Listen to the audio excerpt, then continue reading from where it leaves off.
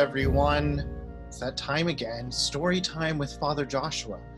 And this week we're back in Egypt. Remember, Moses was given an important job to do by God. So Moses went back to Egypt to tell Pharaoh to let God's people go. But Pharaoh refused. So God sent plagues and all his wonders against Egypt, so that Pharaoh would let the people go. And that's our story today.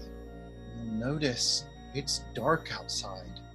That's because the last plagues happen in darkness. So here we are, back in Egypt. See the pyramid? In the dark. Again, our story comes from the Spark Story Bible, and this is the plagues. Are you ready? Good. God gave Moses a big job. Moses had to stand up to a very stubborn king who was making God's people work like slaves. God told Moses to go to Pharaoh and say, "Let my people go." But Pharaoh said, "No, I will not let God's people go." Pharaoh wanted the people to worship him, not God. So God used 10 ways, called plagues, to change Pharaoh's mind. God turned the Nile River to blood. The river began to stink. Pharaoh watched the river turn red, knew his people could not drink, and Pharaoh still said no. God sent frogs to hop everywhere, even into bed with people. Pharaoh heard his bakers screaming when frogs jumped out of their breads, and Pharaoh still said no. We have a picture of those frogs jumping all over Pharaoh and out of his bread. God thought gnats might change Pharaoh's mind. Oh, I hate gnats. So the people could go free. Gnats swarmed people, goats and cows. There was no place to flee, and Pharaoh still said no. Flies, thought God, will do the trick, and so God sent a zillion. Pharaoh's house filled up with flies. Outside there were 1,000,000, and Pharaoh still said no. God now struck down Pharaoh's herds. The camels all were ill. The donkeys, horses all got sick. His cows fell down, but still, and Pharaoh still said no. Oozy, gooey, icky sores on everybody's skin. God knocked and knocked on Pharaoh's heart. Pharaoh never let God in, and Pharaoh still said no. Hail pounded, thunder crashed. Pharaoh's plants laid down. Not a tree stood anywhere.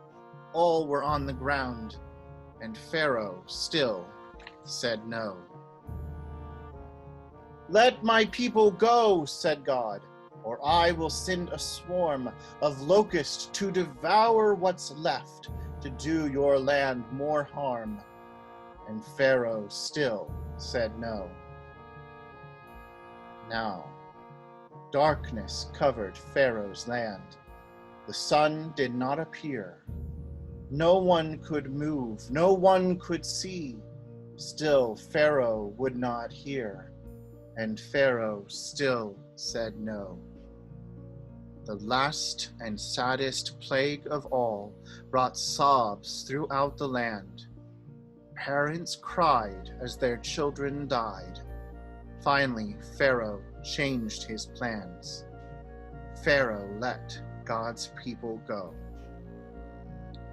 Whew.